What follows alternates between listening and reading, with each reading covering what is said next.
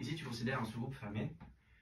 Ici, on va étudier un peu la topologie de Rn. En particulier, on va regarder les sous-groupes qui sont fermés dans Rn. Si n égale 1, c'est bien connu que tout sous-groupe de R est soit fermé, soit dense. L'idée, c'est que tu prends la borne inférieure des éléments du groupe strictement positif. Si ça, c'est strictement positif, alors c'est facile de montrer que tu es exactement égal à z fois la borne supérieure. Et si ce truc-là, c'est 0, bah tu es dense. Okay, on va essayer de refaire un peu la même chose pour un sous-groupe de Rn. Cette fois, la caractérisation est un peu plus complexe. Mais en gros, c'est la même chose. Un sous-groupe de Rn, le résultat le plus fort, c'est que un sous-groupe de Rn, c'est un sous-espace vectoriel plus D, un sous-groupe discret. Okay, si le sous-groupe est fermé. Ok. Nous, on va pas montrer ça, mais on va montrer en gros la première étape qui permet de se convaincre facilement de ce résultat-là. C'est on va montrer que 0 point d'accumulation de G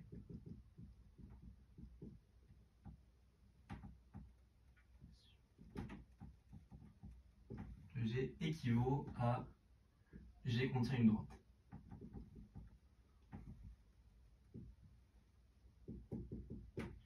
Ok.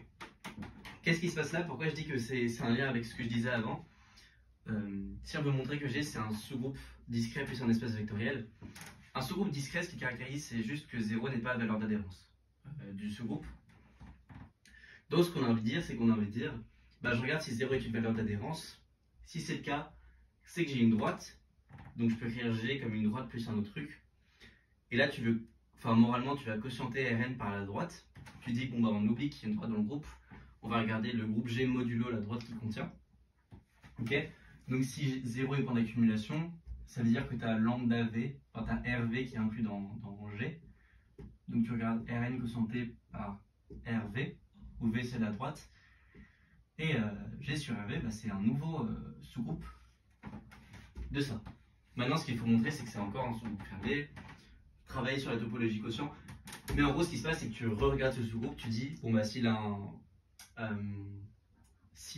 un point d'accumulation, alors on recommence, et à un moment, tu fais arriver à un sous-groupe discret. Voilà, donc c'est ça l'idée.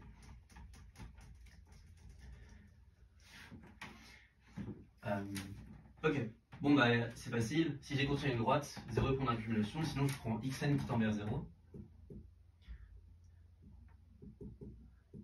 Qui tend vers 0. Et bah, l'idée, c'est que je vais regarder x8 0. Un point d'accumulation, c'est un point qui est approché par d'autres points, sinon ça veut juste rien dire. Enfin, tout point est point d'accumulation si les points sont différents, ne sont pas supposés différents. Et donc, on va regarder xn sur nombre de xn. On peut supposer que ça converge, quitte à réextraire xn, okay, par compacité de la booléanité en dimension finie. Je suppose que ça tend à un vecteur v, et ce que je vais montrer, c'est que v, c'est dans G. Ok. Comment je montre ça? Qu'est-ce qui se passe? On a notre boule, on a notre droite V. Là, c'est la norme 1. C'est la sphère. Et on a des points de G qui approchent ici. Enfin, là, c'est mal fait, mais l'angle le plus important dans la preuve, c'est que l'angle tend vers 0. Voilà. Par hypothèse ici. Donc, ce qui se passe, c'est qu'on va dire que je peux supposer que mon point il est arbitrairement peu angulé par rapport à V. Donc je peux prendre un point qui est très faiblement angulé sur un angle θ très faible et qui va être très proche de 0. Par exemple ici. Et l'idée c'est que quand je vais regarder n fois ce point, où n sera fait pour que n fois le point soit à peu près de norme 1, on va avoir un point qui va à peu près être de norme 1, modulo, l'erreur qu'on va faire va être proportionnelle à la norme du point. Donc on va regarder un point qui va être k fois xn. Ok. Et le fait que l'angle soit petit entre x et v, et le fait qu'on n'ait pas dépassé la norme 1 de beaucoup, en gros ça traduit le fait que k de xn va être très proche de v. Ok. Donc pour rédiger ça, on prend ce qui ressemble aux angles, ce qui fait les angles, c'est le produit scalaire. Et on va fixer que epsilon est strictement positif.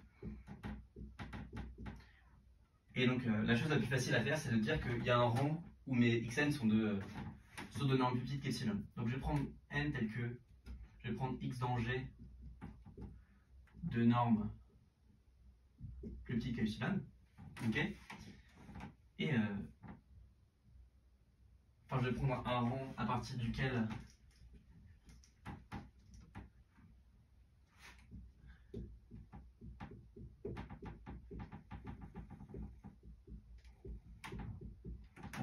mes vecteurs sont petits. Et ben, je vais prendre un entier grand N, n, qui va dépendre de n, qui va être en gros, enfin, on peut l'expliciter, ça va être, on veut multiplier xn par un entier, comme ça reste dans G pour que la norme soit proche de 1. Donc ce qu'on fait, c'est qu'on garde la partie entière de 1 sur xn. Voilà.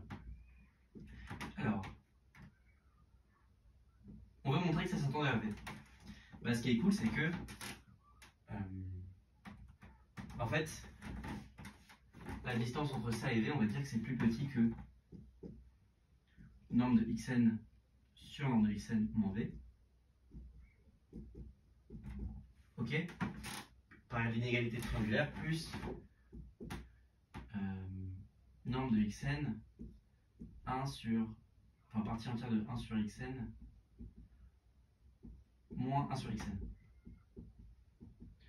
Donc là, je réécris exactement ce qui était le dessin. Dans le dessin, il y avait un double souci entre xn et v. Il y avait le souci que l'angle n'était pas égal à 0, donc ça c'est exactement ce qui est traduit ici. Et il y avait le fait que la norme n'était pas égale à 1, ce qui est traduit ici. Sauf que comme on a pris une norme qui est plus petite que epsilon, et que ça c'est majoré par 1, ça c'est plus petit que epsilon, et puis ça tombe vers 0. Donc tout ça c'est plus petit que 2 epsilon à PCR. Et moralité, c'est que V est valeur d'adhérence. Voilà. Cet exercice, c'est juste, la preuve repose juste sur une application du truc le plus utile en dimension finie, c'est que quand tu as une suite quelconque, tu veux la renormaliser, comme ça tu sais à peu près avec quoi tu travailles, et d'essayer d'extraire parce que tu es en dimension finie et que la boule d'unité est compacte. En gros, si tu as des choses qui divergent vers 0, vers plus l'infini, ça peut être une bonne idée de renormaliser, voir ce qui se passe plus précisément.